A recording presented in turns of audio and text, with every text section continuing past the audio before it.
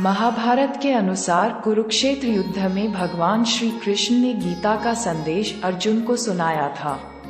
यह महाभारत के भीष्म पर्व के अंतर्गत दिया गया एक उपनिषद है। श्रीमद् भगवत गीता में एकेश्वरवाद, कर्मयोग, ज्ञान योग, भक्ति योग की बहुत सुंदर ढंग से चर्चा हुई है। जिसने मन को जीत लिया है उसने पहले ही परमात्मा को प्राप्त कर लिया है, क्योंकि उसने शांति प्राप्त कर ली है। ऐसे मनुष्य के लिए सुख दुख, सर्दी गर्मी और मान अपमान एक से है।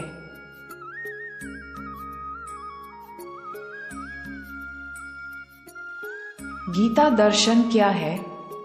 गीता दर्शन में शिक्षा, उपागम में शिक्षा का लक्ष्य व्यक्ति को पूर्ण मानव के रूप में विकसित करना है, जो आत्मशुद्धि के साथ दूसरे प्राणियों की सेवा में ही ईश्वर की सेवा समझकर निष्काम भाव से सामाजिक दायित्वों का निर्वाह करता है।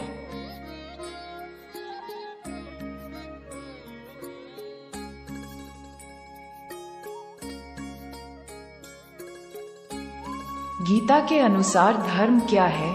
गीता के अनुसार गौर से समझो कि तुम्हें जो चाहिए वो क्या है और उसकी प्राप्ति में पूरा ज्ञान लगा दो, यही धर्म है।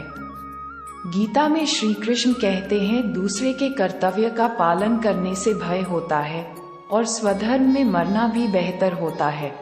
अर्थात हमें दूसरे का अनुसरण या नकल करने की बजाय स्वधर्म को पहचानना चाहिए।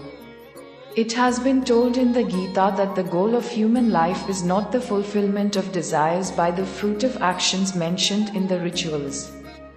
This goal, in addition to being one of bondage to actions and the consequent birth and death, is very despicable and has no comparison with the goal that is achieved by selfless action or inaction. The purpose of Gita is to explain the knowledge of God, the knowledge of the soul and the knowledge of the law of creation. Gita is really the biggest and best scripture of character building. Through this, God has said that the character will be made like a lotus flower by living in the world and by doing good deeds or by leaving home and doing karma sannyas activities. Shrimad Bhagavat Gita की मुख्य बातें क्या है? गीता में लिखा है क्रोध से भ्रम पैदा होता है, भ्रम से बुद्धि व्यग्र होती है, जब बुद्धि व्यग्र होती है तब तर्क नष्ट हो जाते हैं, जब तर्क नष्ट होते हैं तो व्यक्ति का पतन शुरू हो जाता है। जो ज्ञानी व्यक्ति ज्ञान और कर्म को एक रूप में देखता है उसी का नजरिया सही है। सुंदरकांड श्री रामचरितमानस का 5वां अध्याय कांड है।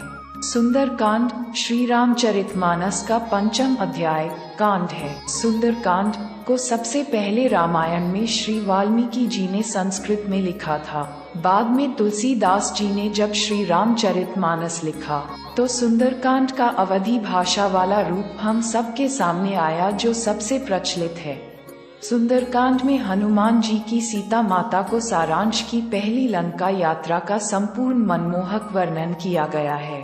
सुंदरकांड में हनुमान जी का यशोगान प्रस्तुत है, जहां संपूर्ण रामायण में श्री राम के सुंदर स्वरूप, उनके जीवन काल, स्वभाव, आदर्श गुण विद्यमान हैं। वही सुंदरकांड एक ऐसा भाग है जो सिर्फ हनुमान जी की वीरता की प्रस्तुति करता है। सुंदरकांड हनुमान जी पर केंद्रित सबसे प्राचीन रचना है। ऐसा माना जाता है कि सुंदरकांड के पाठ से सभी मनोकामनाएं पूर्ण एवं सफल होती हैं।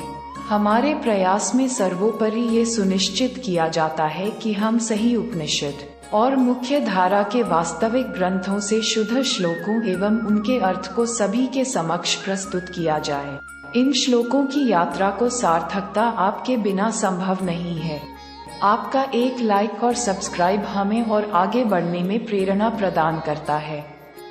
जुड़े एवं और लोगों को साथ में जोड़े और सनातन संस्कृति के अमूल्य धरोहर को घर घर तक पहुंचाने में आपका सहयोग बहुत मायने रखता है। जुड़े रहने के लिए आपका हृदय से आभार। जय श्री राधे, जय सिया राम।